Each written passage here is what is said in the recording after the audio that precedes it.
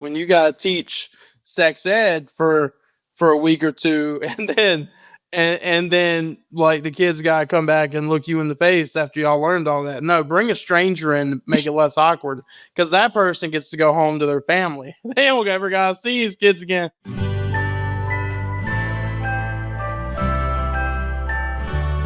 How to survive the classroom.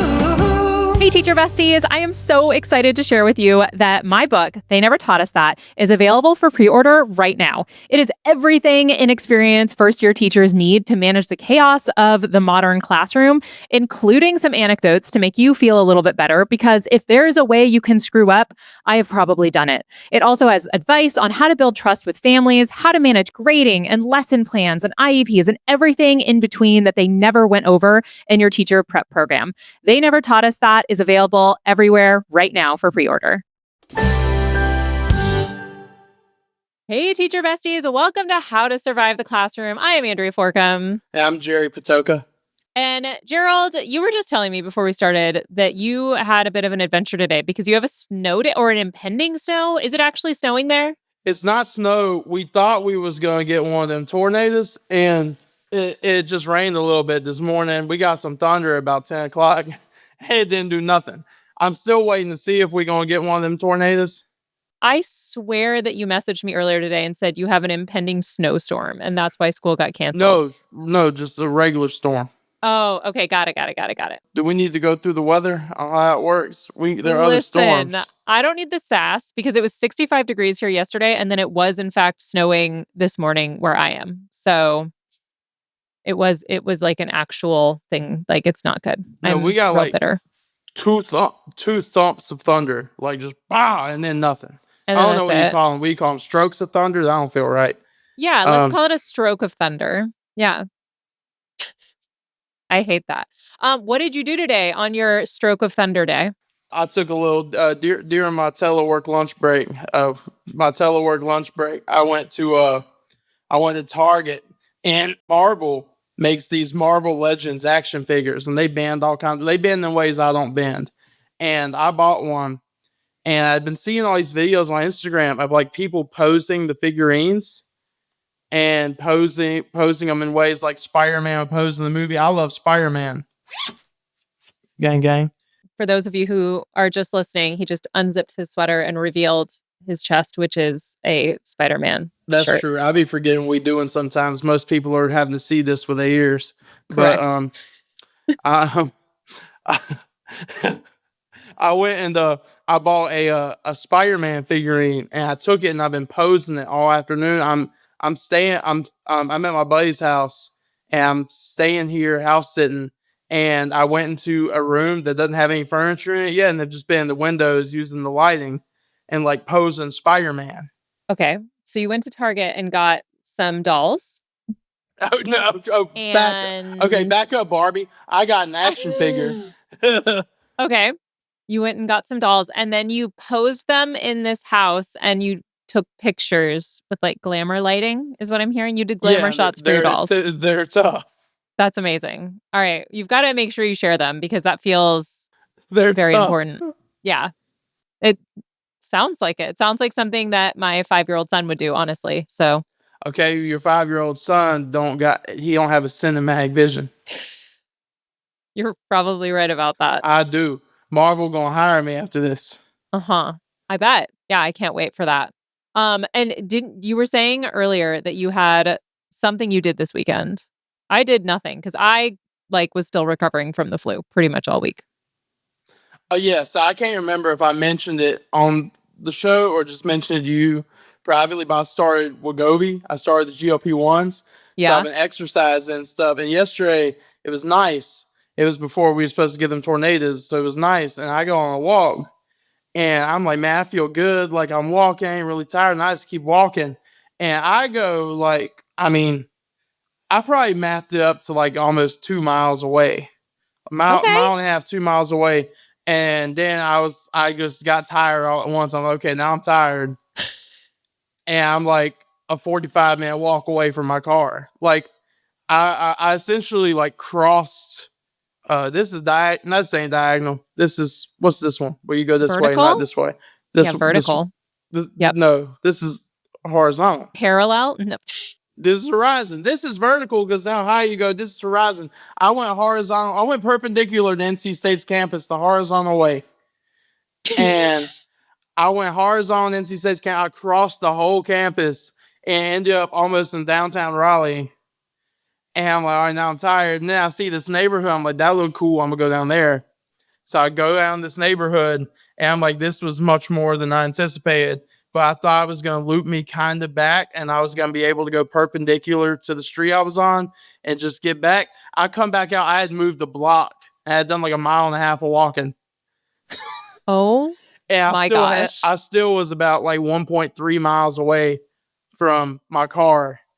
And I stopped at Subway and got a Diet Pepsi and just sat there for 30 minutes and collected myself and kept pushing. This is like a 2.5 hour ordeal. I got out of my car. I was at 3,100 steps. I got in my car. I was at 15,500 steps. Oh my gosh. I was waiting for you to say that you Ubered back, honestly. That's what I checked the price. I was like, I don't want to spend $8 on this. It was where I checked the Uber, and this wasn't even as far as I got. I got a good bit further. Where I checked the Uber, it was an 8-minute drive. Oh, to get back to my car. gosh. And I'm like, yo, and I see the clouds coming. I'm like, yo, we about to get one of them tornadoes. I'm like, I was like, I might get on faster than I thought. That sounds very unsafe. But you know, as you were getting directions wrong with your space, whatever you were doing there, it was like one of those Madonna. Isn't that the Madonna music video where she does that? I don't know. We need people older than us to be able to tell us that because Madonna was before my time. But really? I do feel like we need to acknowledge. I'm not going to fully acknowledge because I'm going to have my husband Steven, who is a medical professional, come on and provide better information. But I just have to say, Miss Dugan and I were so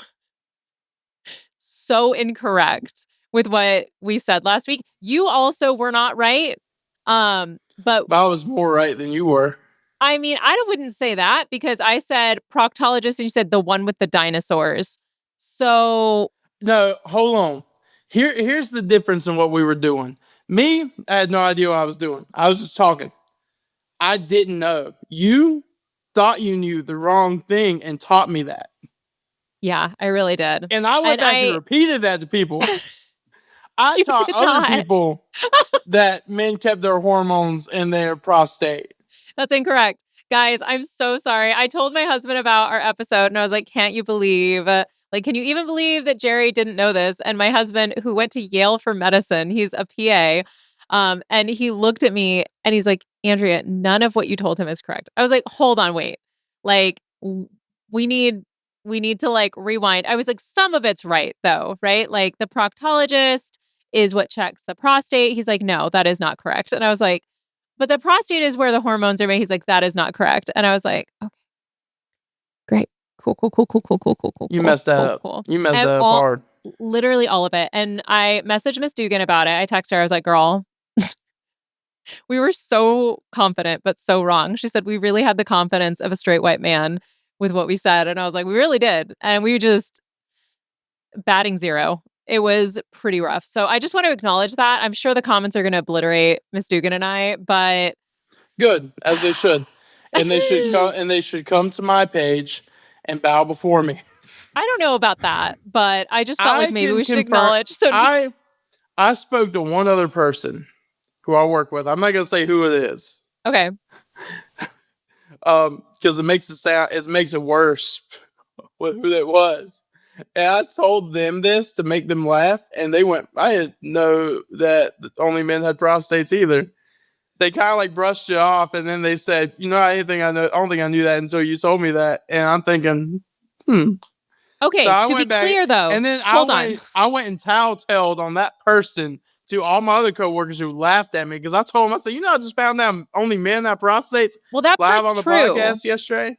Yes, okay, I know Gerry. that's. I mean, I don't know I that's just true. wanted to clarify I never checked, but I just wanted to clarify because I was wrong on so many other things. The prostate thing I was correct on. Women do not have prostates, but I thought just ours like faulted out sooner, and that's why we were getting them checked. they got that error message a little bit Yeah. sooner than ladies. Okay. Yeah. I do know that, well, okay. Guys, we are not a medical podcast. This is what I have heard from people in my life who are in the medical field. But that basically men, if you live long enough, will eventually get prostate cancer, is what I've heard from multiple That's not medical true. professionals. Okay. That's fine. I'm not going to die on that hill. That's not my hill I'm going to die on today. That's the hill I'm gonna die on. That's cap. That's not true. Because I've known some brothers that's been around for a minute, and they've been fine. And they wouldn't tell you if they had prostate cancer. They'd be like, hey, by the way, they removed my prostate. You think that? No. You can get your prostate removed. Yeah. We're gonna have to change I'm the name afraid of this we're going down a podcast road. to how to survive the prostate. Like, I'm afraid we're going to go down a road that like is one we shouldn't, because we don't know what we're talking about. So maybe we should just like pull up before too much other medical things are discussed, because man, I screwed up so bad. And my husband looked at me like I was so dumb, but he's going to come on, guys. I want him to come on and do a just biology lesson for all of us. If he does, me and him are gonna plot something against you. I don't love that. I do not love that. We're You gonna would, come though. up with something, and I can tell you what it was. Great. I have news though on a not teacher front or educational front. Not that our prostate conversation was educational. But we are getting a bulldog puppy, an English bulldog puppy tomorrow, and I am so excited, you guys. I'm gonna share. His name's gonna be Winston. And I'm very excited. I'll make sure to bring him and introduce him to everyone on the podcast, because he's going to be obviously our official mascot of the podcast. So I was the mascot. would we say that? Can my little cousin be our mascot? I hate that. Guys, he just held up a what is it called? A fugly? They're called a Fugler. A fugler. It's a stuffed animal that looks like a nightmare. Zero Fugler. I've heard that also these are making their way into the classrooms, just like the Nitos are. Are you seeing those in the classroom, or is this just something that you decided to get when you were getting toys at Target today as a grown man? Don't look at me and judge me for describing exactly what you did. But you geeking about puppies. Look, I just seen it in Target one time. It was $10. And I was like, I got $10. I'm grown. I'm a grown man. Who's got $10. I'm gonna buy this Fugler, and I named him Randolph. Great. You've got Fugler money. And it gets worse. My mom visited my brother this weekend, and they went to Walmart, and they go to the discount section, and those things were $5. They had 4 different ones. I got all 4. I need you to explain to me why you would get something that is actually disgusting to look at. And this is open not only to you, by the way, but to our listeners as well. If you have bought one of those things, I want an explanation. I literally don't understand why you would buy something that is upsetting to look at. Because they are hilarious. What? How is it hilarious? It doesn't upset me. Show it to me again. I feel fine looking at this. Oh, I hate it. It actually upsets me. Like, it's This got like is what yellow your bulldog teeth. puppy's gonna look like. Probably. This was not my choice, in case anyone was wondering. Then they make other ones too. I'm gonna do a quick 1-minute drill of the Fugler history. I started seeing them when I was in New York at Five Below. They had little tiny dolls, and they had like SpongeBob Fugler, Patrick Fugler, and they're like the regular ones, but zombie looking. And they had all kinds of different characters. When I started seeing the regular Fuglers in this full-size, plushy, fuzzy form, so I bought those instead of the little figurines. And now I'm up to 1 physically, but I own 5 of them. And the other 4 are coming. And now in Target today, and I start seeing they make an icons one of like, it looked like one of them might have been Madonna or Lady Gaga on the back. I don't know. I can't tell them apart when they're in Fugler form. And then they had a Michael Jordan one, and they had all kinds of like little star Fuglers. They had the Powder Puff Girls, the Powder Puff Fuglers. They had all of them. Really? Powerpuff. Powerpuff. Powder? Powder Puff is what is the thing high schools do at football games, right? Where the girls play football and the boys cheer. You ever heard of Powder Puff? Yes. I think it's Powerpuff. I think it's Powerpuff. Yeah, I it say is. I just Googled. Powderpuff. It's the Powerpuff Girls, the green Yes. one, the blue one, and the pink one, and then they hung out with that dude and fought that the animal with the doctor suit on. I actually think it would be so funny to just have you watch a film and review it because the way you describe things is outrageous. And it would be, I think, educational for all of us just to see, just as like a case study to see how your brain works that like, oh, yeah, no, that's, I guess, technically correct on what Powerpuff Girls was, but that's not my memory of it. It's like your brain does to films and descriptions what the Fugler dolls does to toys. It just makes it this like it's there, but you kind of It's effective as hell, though. I bet it is. I genuinely bet it is. Have your students done anything insane this week? Have you even seen? No, it's today's No, Monday, so you haven't seen them. Today's Monday, and we was out. How were they last week? Did they behave? Because last we heard, they had a sub and they acted up for that sub. And them little babies been perfect ever since. As they should be. That's right. Sometimes that is what it like. Here's the thing. As both a mom and a teacher, I do feel like number one, I feel guilty every single time I lose my temper and I'm like super angry and yell, but it's effective sometimes. I only feel guilty if I went too hard. Yeah. And if I went too hard, I'll address it. But hey, I went a little too hard. Here's why I went that hard. All that. I'll address it and I'll like apologize for it. Say I shouldn't have done this, but you shouldn't have done that. But if I feel like I went the proper amount hard, they ain't hearing nothing from me. I'm going back to my desk and they gonna shut up and they gonna do their work and that's gonna be it. But I can tell when I went too hard. Yeah. Yeah. But I mean, I feel like if you do lose your temperature, oh my gosh, words are so hard. I have been doing nothing but yapping all day. And so I'm starting to lose it a little. If you do lose your temper with students and then go back and apologize, I feel like that actually builds a ton of rapport and respect with them. Like it does a ton. But I visited one of the middle schools today. I was just chatting with one of my students and she said that last week, the middle school biology class went over sex ed. So 5 days going over birds and the bees, prostates and all of that. They do it in biology? Yeah. We do it in yes. PE. So at this school, they did it in biology. And what also I thought was strange is it was not the teacher that did it.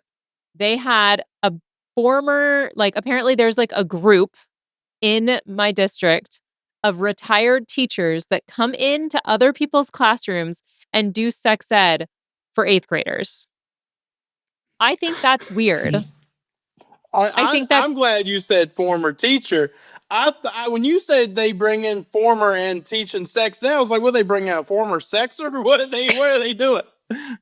Who are they bringing in? What? A former sexer? I don't know what you call them. Sexer? What is? Are you talking about a prostitute? So someone who had no. Or not necessarily, just someone who was like out there with the sex, like whether they were like a sexologist or if that's a thing. Oh, I felt like we had sexology at state. Like I feel like there were classes that studied sex. Sure, I mean maybe, but that's I didn't know where you were going with that. Is all I'm saying, and that could have gone any direction. And I'm over and here like, man, it in the Fugler direction. I thought this I thought this was ABC Family. I didn't know where we was going with this, but you said former teachers, and we're all good. Former teachers that come in though, and they like do their entire they do all of this sex talk. All number one, it's all the 8th graders together, so they don't split up the boys and the girls. And I don't know about you, but for me, whenever there was, I don't think they split us up in high school, but in 5th grade, they did birds and the bees and they split us up into 2 different locations for boys and girls. But this group, apparently it was all of the kids in biology, former teachers, not their teachers, just a different group that came and gave the sex talk. Don't you think that's weird? Nah. Get other people coming there. And what's weird is when you have to teach about we call it reproductive health and safety. When you got to teach sex ed for a week or two, and then And then like the kids gotta come back and look you in the face after y'all learned all that. No, bring a stranger in to make it less awkward, because that person gets to go home to their family. They don't ever That gotta is see these fair. kids again. And it's like we gotta teach them sex ed and then be like, who wants to play dodgeball? Like we gotta act like it didn't happen. And it's like, it's uncomfortable. We went through a huge part, like a huge life moment with them. And it's like, we don't need to be doing all that. Like we don't That need to is go through that true. life moment with them. Yeah. Maybe And that so would be there's another better. option. Like, if there's another option, do that. I teach business. I don't even got to teach sex ed no more. And I want to bring in a former teacher to teach my class. So if You there's just any don't former wanna teachers feeling nostalgic, come fill out the form and come love talk it to my class, and I'll be in the about back. business. I'll Yeah. be in the back asking questions, facilitating. Perfect. That you didn't know I Okay. knew that word. I'm very impressed. On that note, we are going to take a very quick break and we will be right back. Have you ever wondered what I would say if my mother and my administrators weren't watching every single thing I do on social media? Well, that's exactly what my stand-up show is, and I'm going to be coming to a town near you super soon. You can get tickets at educatorandrea.com/tickets. Welcome back, teacher besties. So we obviously have our hill we're going to die on, but before we get to that, we do have a couple of questions that people sent in. So the first one, and this may take a second for us to think of answers, but I know how you love a pop quiz. You're real quick on your feet. What is something that students think is illegal but isn't? Oh man, I don't know. Everything I'm thinking of is illegal. I know. I heard at one point that it was not illegal. I think the age for what smoking tobacco and stuff is 21 now. Is that universal or is that just North Carolina? 21. I think Yeah, it's 18 still in no, it most used to be places, 18. but It's 21 in North Carolina. I just don't know if that's federal or state. 21 is the federal law since 2019. I had no idea. I heard, I don't know if this is true, that if it's only 21 to buy it, you can use it under 21, but you cannot purchase it.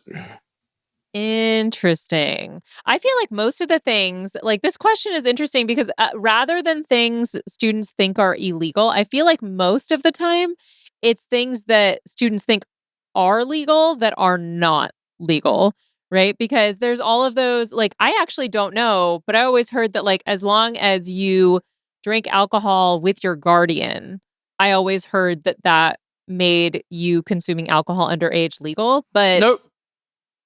is that not the case? No, that's illegal. See, I feel like these are the things that I'm students pretty like. sure. Let me throw that in there in case I'm wrong, like somebody else on the podcast was. I've never been wrong on this podcast before. I don't know what you're talking about. Okay, so I'm gonna give it a Google. Is it illegal to drink alcohol under 21 with parental consent?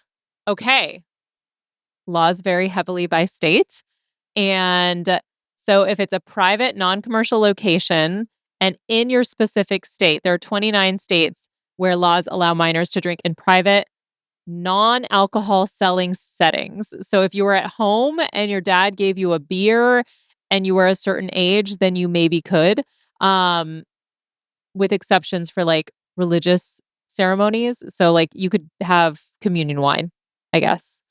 Like no one's going to come in and be like, you're underage drinking if you're taking communion wine in a Catholic church. But there you go. Now we know.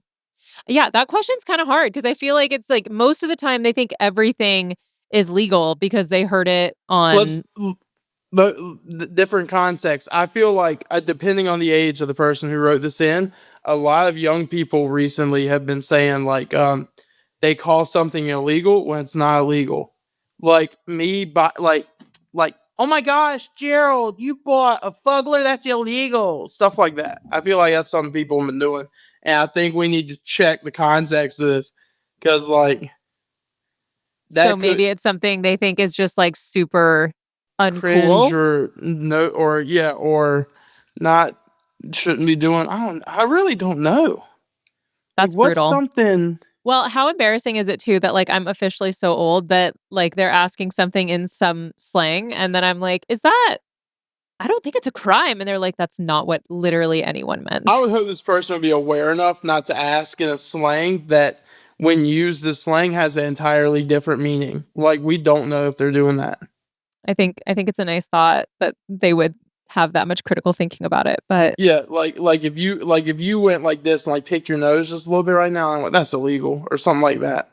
Like, you would get interesting. the context of that. Yeah.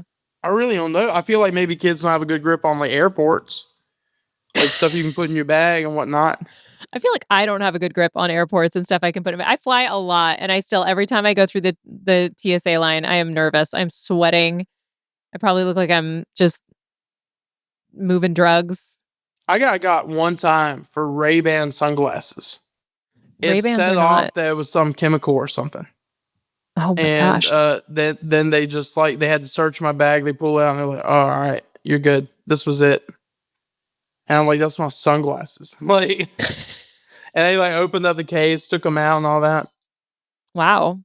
I guess maybe they're metal. I actually got in big trouble because I had pepper spray in an airport in Ireland, and that's illegal. And so I got a real nice sit down chat with some Irish folks that they interrogated me for a while. And I hope I'm not on any lists. I assume I'm not, but who's to say, honestly? I Okay. didn't know that. Yeah, it's not. You can't bring, there's a lot of rules like that. Like, you can't bring stimulant medication to Japan. So, like, if you're on like phentermine for weight loss or you're on an ADHD med or anything like that, you can't bring it into Japan. Or you can, but Interesting. it's like a crazy process because they don't allow like any stimulant drugs in Japan. If a kid like this would probably be more of like high school age had pepper spray on their keychains. Technically, that's a weapon. A student couldn't have that on campus, could they? Wouldn't that be illegal? I would think so. I think just any weapon. It And maybe that not. happens a lot. I don't know that it's happened where I'm at, but I think like in like high school I remember that. I don't think they got in trouble, but I remember thinking I don't think you can have that. So in Florida, you have to have parental consent, but a lot of times it depends on the school campus policy. So not necessarily illegal. And I feel like that's a lot of things. Like, some things are not allowed. Like, if you're 18, or I guess it used to be that if you were 18 and had cigarettes, then you wouldn't be in trouble if you were walking home and you had cigarettes. But then on campus, you couldn't have it. So maybe that's, I don't know. I don't know. But we have to get to our hill that we're going to die on. So I was really trying to figure out what hill I'm dying on this week. And it's something to do with standardized testing. But I feel like I'm still ruminating on my hill because it pisses me off. I can tell you that. The hill is right now is that standardized testing pisses me all the way off. However, I also don't have an answer when people are like, okay, how do we evaluate student progress then in a way that is mass producible? And I don't have an answer for that.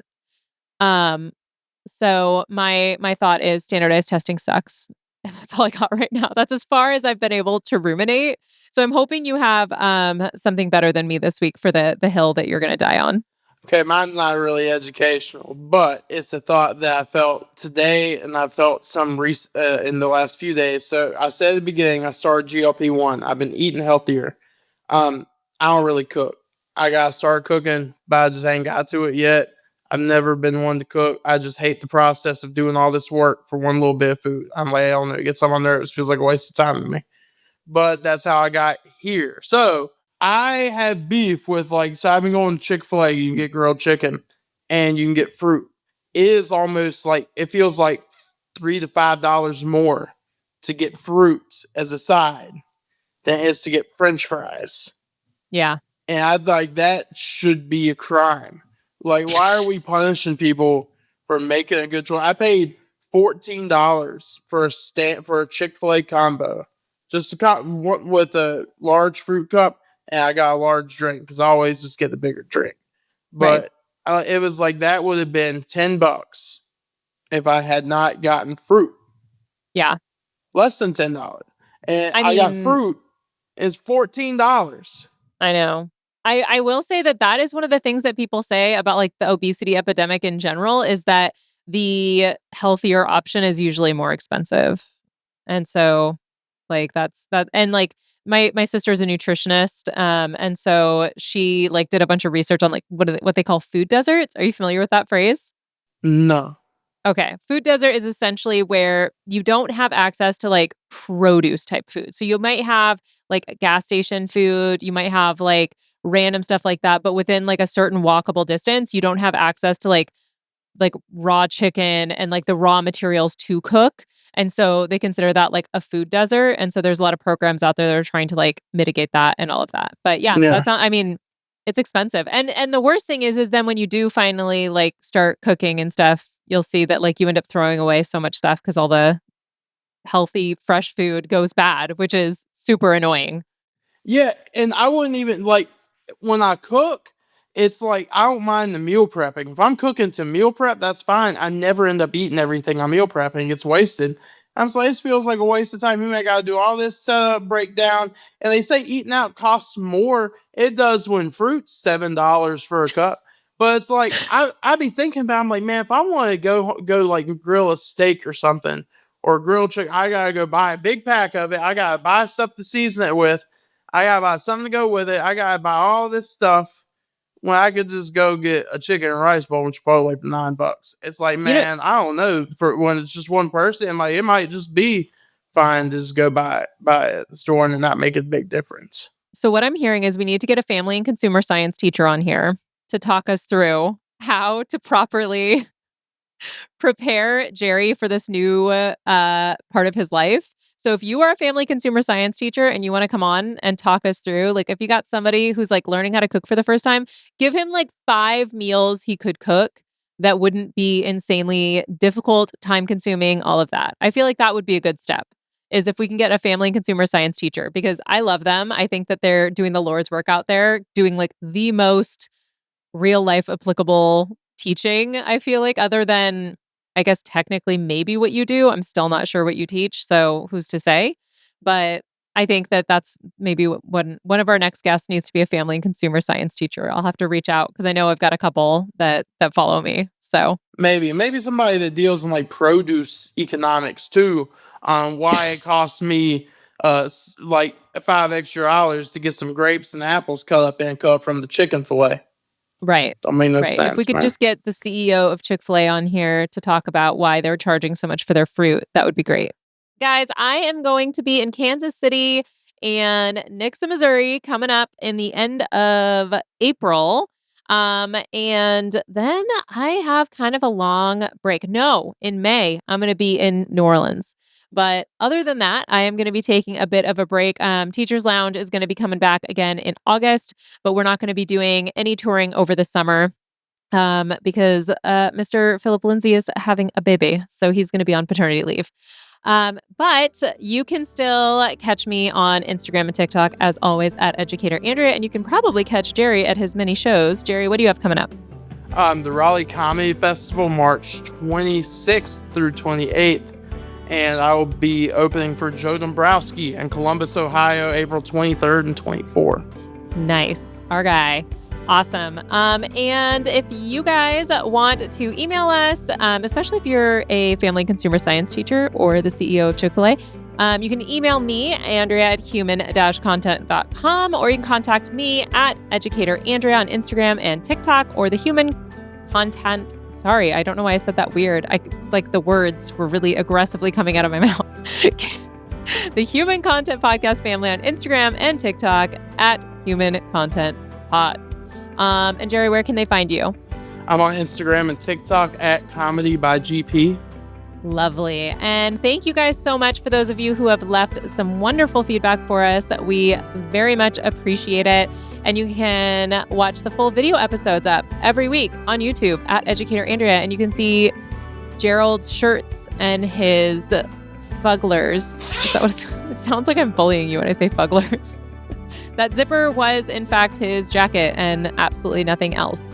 And you would know that if you were watching it. You can hear that? I can. That's great. Yeah, I was showing my Spider-Man shirt. It's still big and tall, so he's actual size. Yep. It's crazy to hear zippers out of context. So if you guys want to see that and enjoy it, you can check out our YouTube episodes. They're great. Thank you so much for listening. I am your host, Andrea Forcum. I'm Gerry Patoka. Our executive producers are Andrea Forcum, Aaron Corney, Rob Goldman, and Shanti Brooke. Our editor is Andrew Sims. Our engineer is Jason Portizo. Our music is by Omer Ben-Zvi. To learn more about how to survive the classroom's program, disclaimer, and ethics policy and submission, verification, and licensing terms, you can go to podcasterandrea.com. How to Survive the Classroom is a human content production. How to survive the classroom.